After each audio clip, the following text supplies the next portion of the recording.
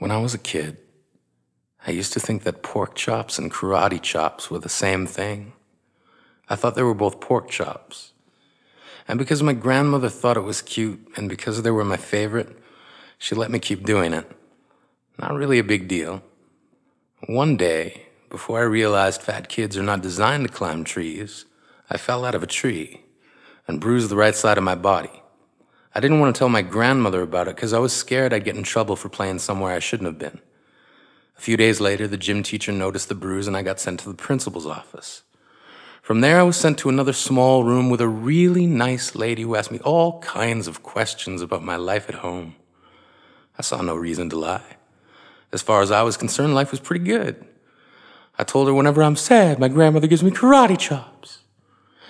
This led to a full-scale investigation, and I was removed from the house for 3 days until they finally decided to ask how I got the bruises. News of this silly little story quickly spread through the school, and I earned my first nickname, Pork Chop. To this day, I hate pork chops.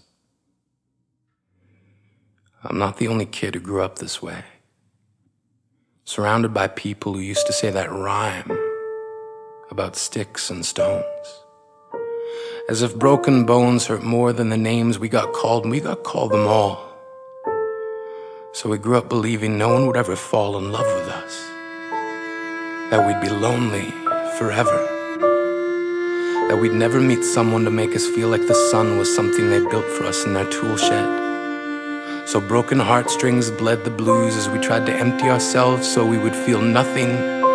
Don't tell me that hurts less than a broken bone. That an ingrown life is something surgeons can cut away, that there's no way for it to metastasize, it does. She was 8 years old. Our first day of grade 3 when she got called ugly. We both got moved to the back of class so we would stop getting bombarded by spitballs. But the school halls were a battleground where we found ourselves outnumbered day after wretched day. We used to stay inside for recess because outside was worse.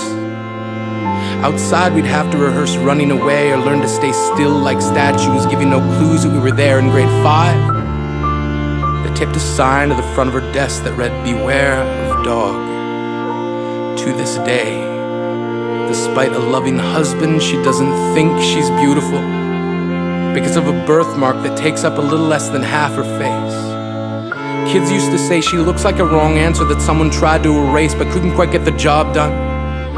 And they'll never understand that she's raising 2 kids whose definition of beauty begins with the word mom.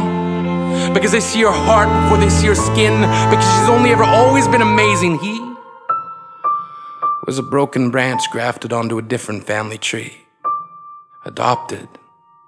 Not because his parents opted for a different destiny.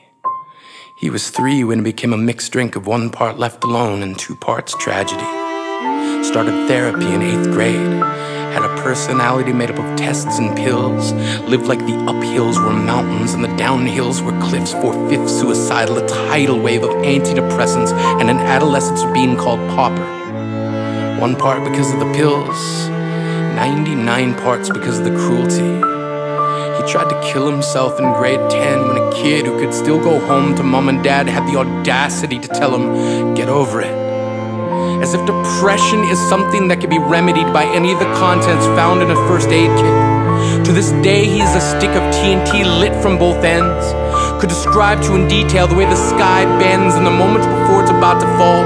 And despite an army of friends who all call him an inspiration, he remains a conversation piece between people who can't understand. Sometimes being drug-free has less to do with addiction and more to do with sanity. We weren't the only kids who grew up this way. To this day, kids are still being called names. The classics were, "Hey stupid," "Hey spaz."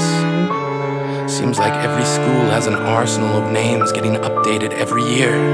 And if a kid breaks in a school and no one around chooses to hear, do they make a sound? Or they're just background noise from a soundtrack stuck on repeat when people say things like kids can be cruel?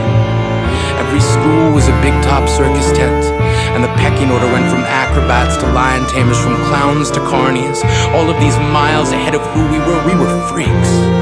lobster-clawed boys and bearded ladies, oddities juggling depression and loneliness, playing solitaire, spin the bottle, trying to kiss the wounded parts of ourselves and heal. But at night, while the others slept, we kept walking the tightrope. It was practice, and yes, some of us fell. But I want to tell them that all of this is just debris left over when we finally decide to smash all the things we thought we used to be. And if you can't see anything beautiful about yourself, get a better mirror. Look a little closer. Stare a little longer. Because there's something inside you that made you keep trying despite everyone who told you to quit. You built a cast around your broken heart and signed it yourself. You signed it. They were wrong. Because maybe you didn't belong to a group or a clique.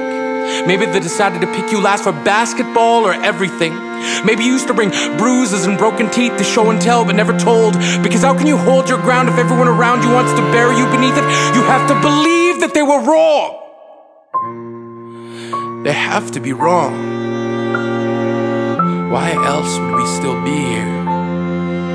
We grew up learning to cheer on the underdog because we see ourselves in them.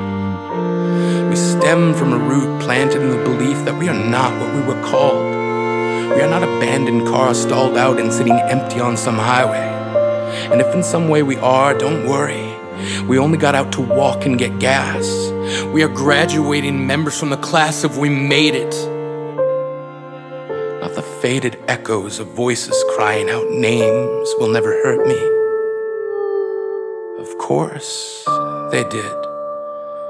But our lives will only ever always continue to be a balancing act that has less to do with pain and more to do with beauty.